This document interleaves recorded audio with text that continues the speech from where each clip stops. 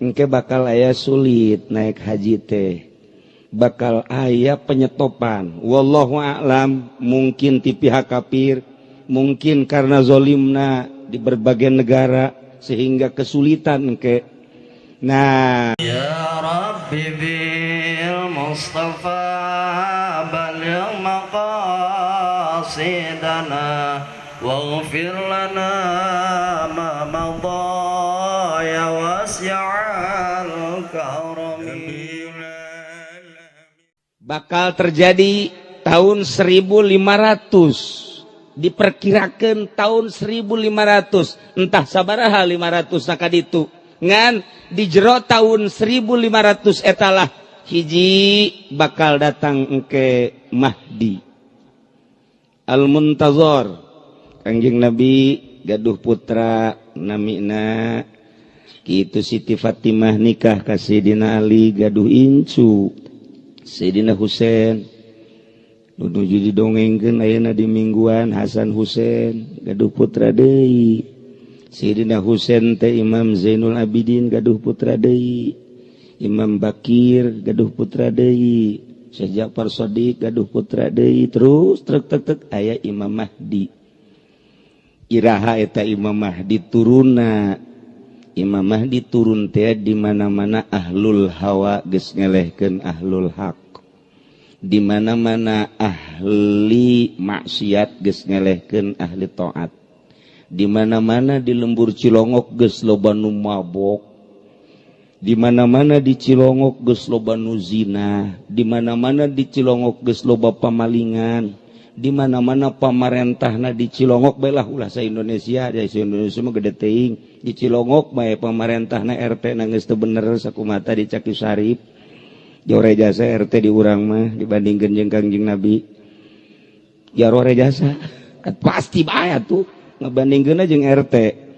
Tah ieu nya di mana geus areleh nu bener kudu salah, di mana awewe geus teu marake tiung, di mana awewe bujalna geus nongtot, di mana awewe ping-pingna geus diumbar, di mana-mana awewe bobogaanana geus dijual dihutangkeun, dikreditkeun. Ambalayah perkreditan. Nah iya bakal turun Imam Mahdi, memeh turun Imam Mahdi, riwayatna Masjidil Haram pelatarana dilebaran heula. Kuari geus bukti, kula sok ngomong bae memeh dilebarkeun geus ngomong bae. Engke berduyun-duyun bakalna jelema umroh haji, engke bakal aya sulit naik haji teh, bakal aya penyetopan. Wallahu a'lam, mungkin ti pihak kafir, mungkin karena zolimna di berbagai negara sehingga kesulitan engke. Nah, mulai didinya di negara masing-masing riweuh bakalna. Kurang sinergis antara rakyat jeung pamarentah, tatangga jeung tatangga, geus silih bunuh bakalna teh. Di mana engke gereja geus aya unggar lembur, urang sok ngadenge, di kolot urang engke mah bakalna hiji masjid, hiji gereja, hiji masjid, hiji gereja. Dihalangan ku baha bae ge lantaran nyana nu boga taneuna, nyana nu ngabangun imanna, nyana nu ngabangun gerejana. Sumarekon gereja wah luar biasa. BSD wah sakedeung deui di daerah Kendal di neuleuh seketna pohara jasa. Mun camat tanda tangan gereja pangheulana ka neraka camat. Bupati tanda tangan gereja insyaallah jadi suluhna. Pengikutna atuh jadi panghurung lah. Si gade. Mahdi Al-Muntazor. Kula dek caritakeun ilmu Kangjeng Nabi ka hareup. Tah sanggeus Imam Mahdi ditunggu-tunggu turun, tah Imam Mahdi turun. Dibeat engke ku 40 ahli ilmu sadunya. Tidinya kakarak ngaku, didinya lah nyana berjuang. Keur beujeuhna mantep berjuang, turunlah Dajjal. Dajjal mah matana sabelah nyana mah. Nongtot sabelah. Luhur bisa hiber, nyekel daun bae bisa jadi emas, bisa jadi duit. Mawana nyana mah keragaji, asal nu teu nurut ka nyana diragaji. Cai hese engke. Dikersakeun bae ku Gusti Allah bakal pailah heula 7 tahun. Hese cai. Allah teu nurun-nurunkeun cai. Turun Dajjal, asal ku Dajjal ditepak wae cai mancer. Sok sia asal iman ka aing bahwa aing pangeran ieu Dajjal. Tidinya kalut jelema tah. Ieu ilmu Kangjeng geus caritakeun ka hareup bakalna. Begitu Dajjal tegetkeun ieu nu bakal ieu. Awas, Dajjal geus beres nya. Ieu kalut di dunia kabeh. Bagi 3 jelema bakalna, 2 bagian iman ka Dajjal kabeh, mangerankeun ka Dajjal. Nah, nu hiji sabagian teu ngimankeun. Lamun di dunia jelema aya 5 miliar, eta keur milenium nu itu atawa tahun nu itu kuari mah meureunanan geus bangsa aya 6 miliar malah. 6 miliar bagi 3 jadi sabaraha? 4 miliar mangerankeun ka Dajjal, 2 miliar henteu. Nu 2 miliar ge, nu 2 miliar dibunuhan.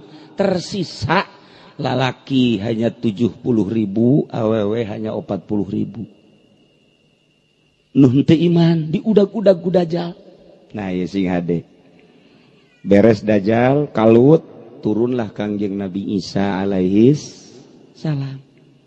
Di mana turun Kangjeng Nabi Isa? Di Palestina, pas di Masjidil Aqsa, di Babludin, tidinya langsung Kangjeng Nabi Isa salat ngan teu daekeun jadi imam, tetep nu ngimamana Mahdi. Imam Mahdi langsung hiber nyana ti Mekah ka Palestina berjamaah. Nyanalah nu bakal ngabunuh Dajjal. Tadi dinya engke bakal aya dabah teh hewan, kira-kira bangsa segede himar lah. Eta dabah teh dabah, eta dabah teh hewan, sukuna 4 biasangan celina rancung ka dieu. Nyana mamawa tongkat Kangjeng Nabi Musa jeung cincin Kangjeng Nabi Sulaiman. Dabah ye nu ngerina kumaha ye? Eta dabah mamawa tongkat, begitu tongkat kunyana digebugkeun kana taneuh, plek, jelema anu bakal pinarakaeun aya merekan di dina kafir. Sanajan make jilbab kafir mah kafir bae. Sanajan make kopiah cara Haji Masuri mancritnya seeleh Badrul Wase mah mancrit aya kafiran, naudzubillah min, geus teu bisa katahan tah mah. Jelema sadunya geus aya merekan, kabeh dia kafir. Cincin Kangjeng Nabi Sulaiman digebugkeun kana taneuh, plek, jelema aya merekan di dina mukmin, mun awewe mukminah. Ieu bakal terjadi seperti kitu, kafir, mukminah atawa mukmin, kafir. Geus teu bisa, kajeun teuing kumaha ge geus kitu bae tah mah. Ieu nu bakal ye. Lantaran urang dieu mah henteu masantren, kukula dicaritakeun nu bakal ilmu Kangjeng Nabi. Nu bakal teh geus dicaritakeun. Beres Dajjal engke bakalna. Nah, aya seuneu ti adan. Di ditu ti negeri Yaman. Terus seuneu ka dieu, terus ka Turki, terus seuneu ka dieu, ti Turki terus ka Mesir. Terus ka dieu ka kitu Yordan, terus seuneu diiring-iring terus ka Indonesia ka Cilacap. Ditambah deui jeung dukhon aya haseup unggal nagara engke bakalna. Ngan haseup tersebut teh poang gede-gede nama engke ti Timur Tengah. Bakal aya haseup kadeuleu ku kabehan geus teu bisa ditahan tama haseup. Unggal nagara ge aya haseup, ngan haseup eta mah pohara dukhon eta mah. Datang ke poe sadunya poe ku haseup eta. Ieu tanda geus tereh datang ka kiamat. Tambah deui nomor ka-7 tulusan singin magribiha. Muncul panon poe ti kulon. Tambah deui Ya'juj wa Ma'juj ke-8. Ke-9 turun Kangjeng Nabi Isa alaihis nomor ke-10 bakal aya narun takhruju min adan tasukun nas ilal mahsyar sunu ieu mah bakal ti adan. Wah, luar biasa. Kuari mah kakarak ge seuneu fon doang. Fon teh naon kira artina? Tuh, siapanya hobay kan? ya osok neule meureun ieu dibawa di negara ka negara terus aya nu nasional aya nu internasional diiring ku kabehan wah dipuji-puji eta teh buatan Yahudi jeung Nasrani ngalambangkeun bahwa seuneu teh sesembahanna baheulana nu kuari diagung-agung dunia nyaho kabeh engke mah bakal aya seuneu sadunya kadeuleu ku apehan lain diiring-iring bahkan ieu mah bakalna seuneu teh ngiringkeun jelema ka mana bae ditutur-tutur geus geus dibalikeun ku Gusti Allah masyaallah kan nah ieu bakal terjadilah seperti eta geus dijelaskeun ya rabbi bil mustafa baligh maqasidana